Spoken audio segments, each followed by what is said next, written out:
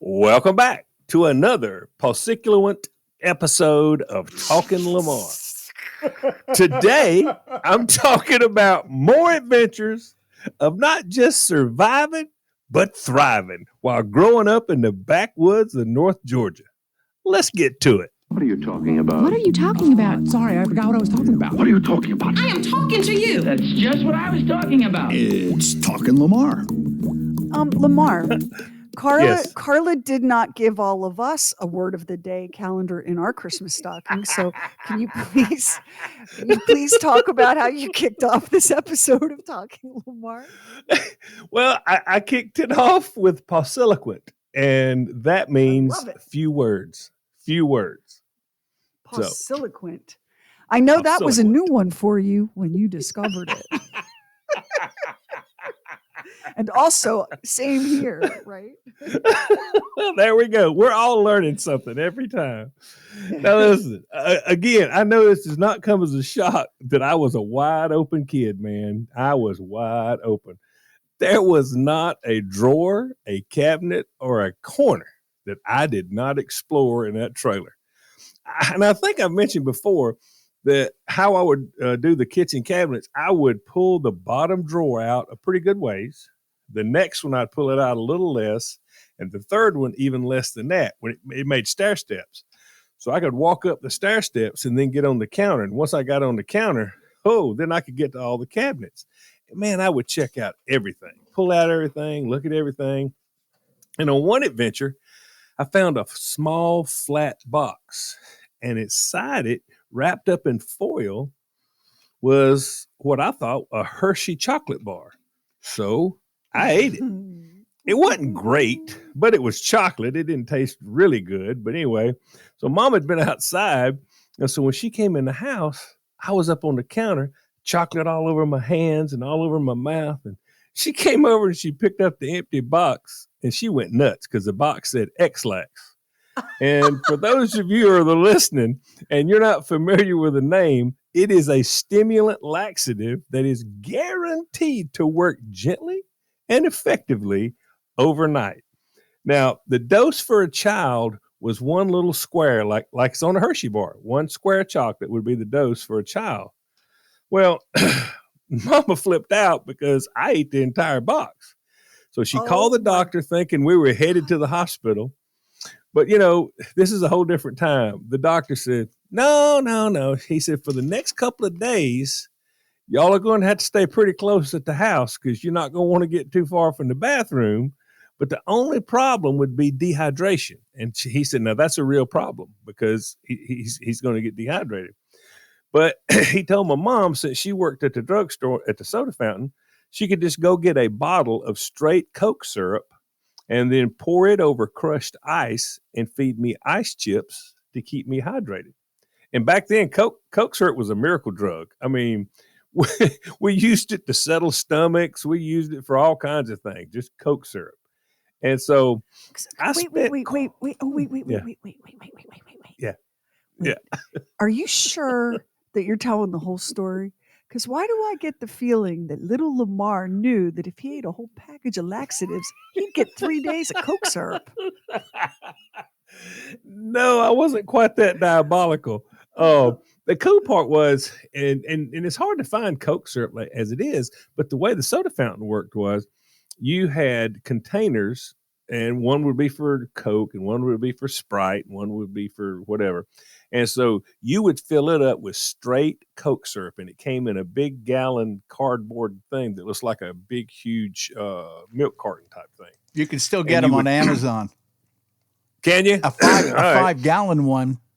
A 5-gallon one's $195. A 2.5-gallon one is $97.99. Boy, you could keep a family healthy for a long time with that, Lamar.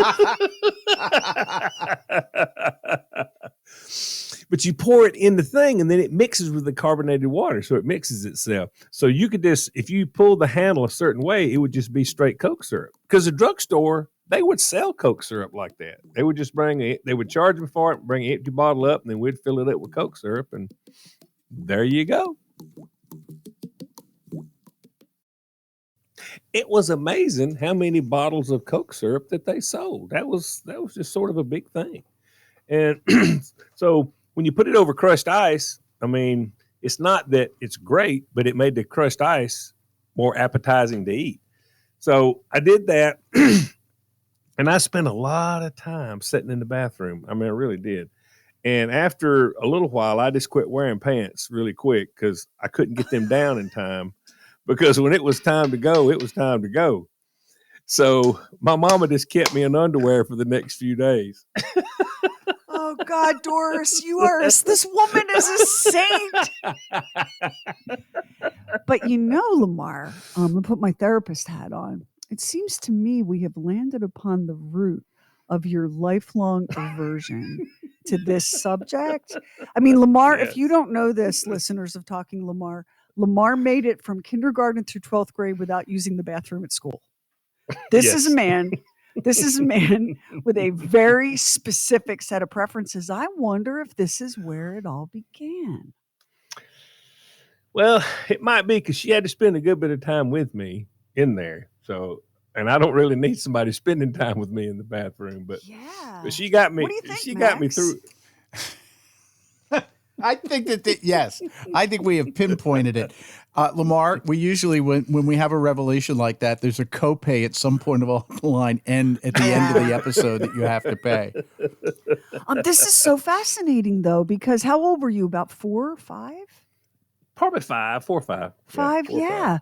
And so you spent days, let's just say it like it is, your brain's out, not wearing any britches and sucking on Coke flavored ice chips while your mama sat next to you in the bathroom giving you the eyeball.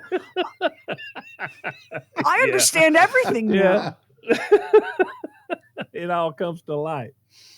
So we got past that adventure, but then my mom, she took a Valium tablet every day, for nerves. I wonder why. Or whatever. This is what we used to call the tranquilizers in the old day. What was going on with Doris that she needed to take a Valium every single day? Isn't it funny how when you say stuff out loud, you hear it differently, Lamar? Isn't that funny? Honestly, I never put those two together. I honestly never did. I know if she had a hard day at work, sometimes she would come home and she would get a paper bag and lay down on the couch and breathe into a paper bag. Oh God! Because she had so much. Max, do you still know some priests? Do you still know some priests from your seminary days? Because the Vatican needs to be alerted. This woman is a saint. I'm sure we can get a miracle attached to this situation, Sheri. Lamar, I have lived a long time and I have seen things. And this is the first time another human being has said to me, well, Mom would come home from work after a hard day. She'd breathe into a paper bag. She would lay down, because what would happen if her fingers started getting numb? She would say, "Okay, I'm going to lay down on the couch. I'm going to take a nap with a paper bag, and then I'll be up in a minute." And so, because she would hyperventilate, I guess, and so she'd lay down and she'd get a paper bag, and I guess it's sort of like me with my CPAP machine now, but she would breathe into that paper bag, though. She'd be all right. It didn't happen a lot, but it happened enough I remember it. Did you happen to know anybody else's mommy that was so stressed out that they came home and breathed into a paper bag? No, I'll be honest. No, I did not. I did not. I can't wait for whatever revelation is about to come next. Well, anyway, one day I think she may have left the bottle out on the counter, and I got a hold of the bottle, and I don't know what I did with them. I probably spilt them somewhere. I don't know. But anyway, so I'm messing with the bottle. As I was playing with the bottle, and she comes up. She goes, "Oh my God!" She says, "How many of these did you take?" I just held up 5 fingers, like I don't know. I mean, and I really don't think I took any of them. But for some reason, she thought I took 5 of them. So she calls a doctor, and he said, "Get up here as fast as you can. I'll meet you at the hospital. And so she scooped me up. She called her best friend, Dean, who lived about 2 miles up the road on the way. She picked her up on the way to the hospital to go with us. And so we get there. And so I'm sitting there, and the doctor comes in, and he sits down with me. And I guess he's, I don't want to scare me or something. And he said, do you like to play cowboy and Indians? And I'm like, yeah, I'm good with that. Yeah.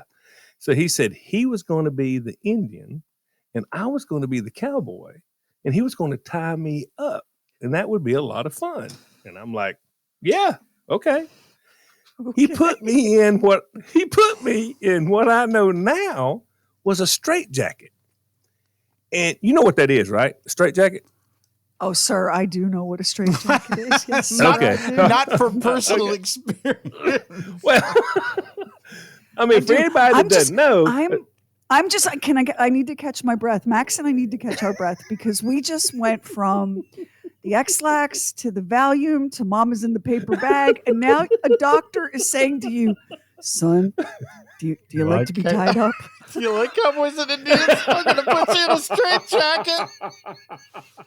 it wasn't like gladiators, like what they said. Oh, like on airplane. An airplane. Like on airplane.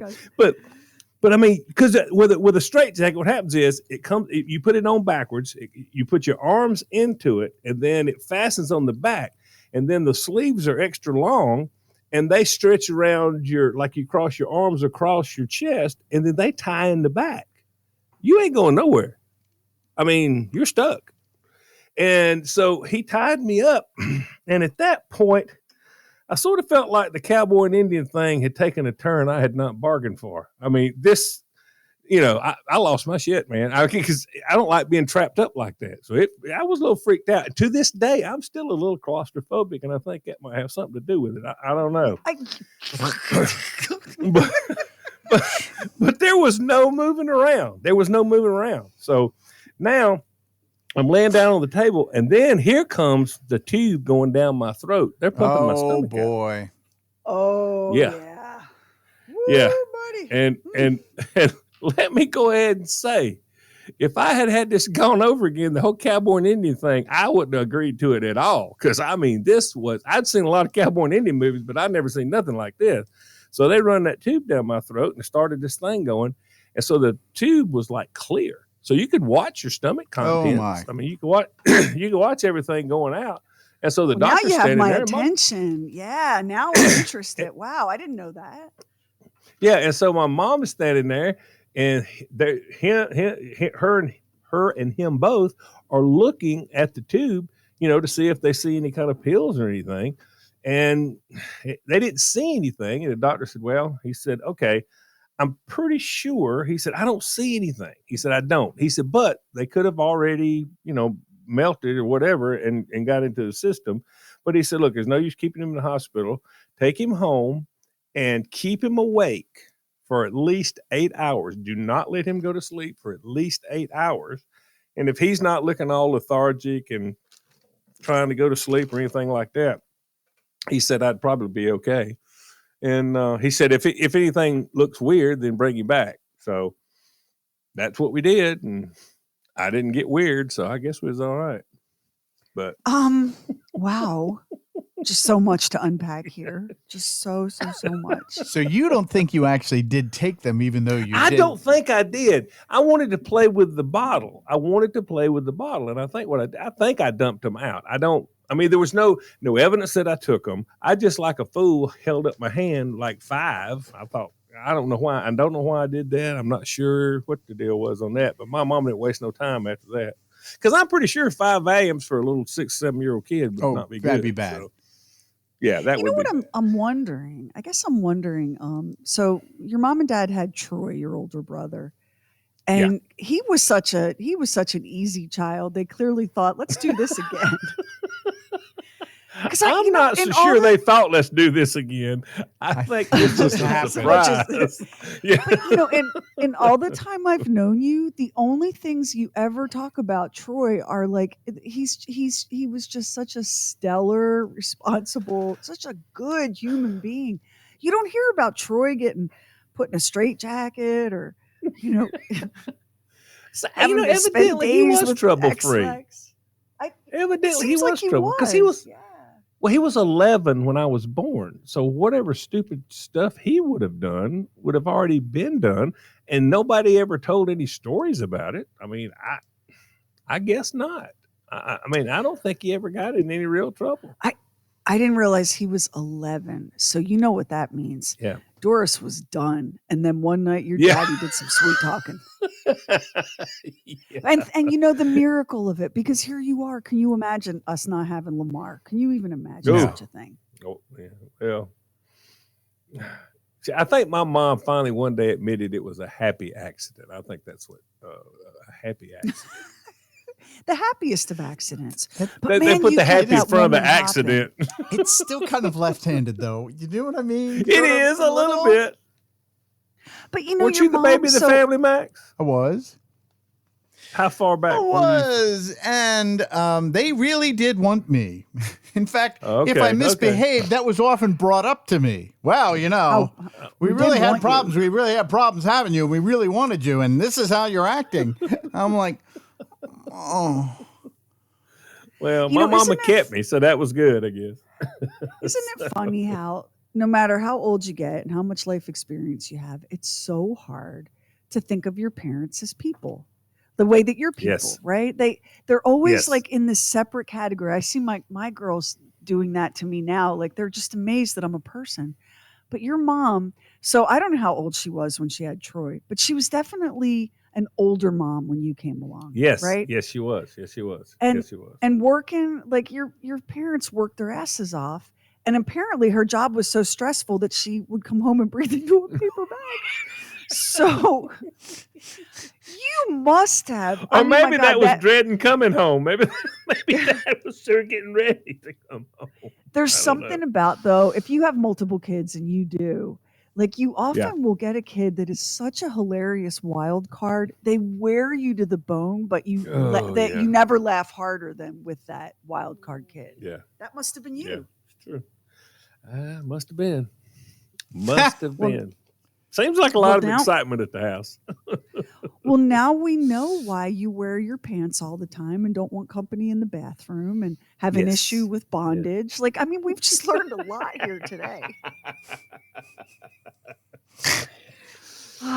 We need to make Doris. What are we going to make Doris the patron saint of?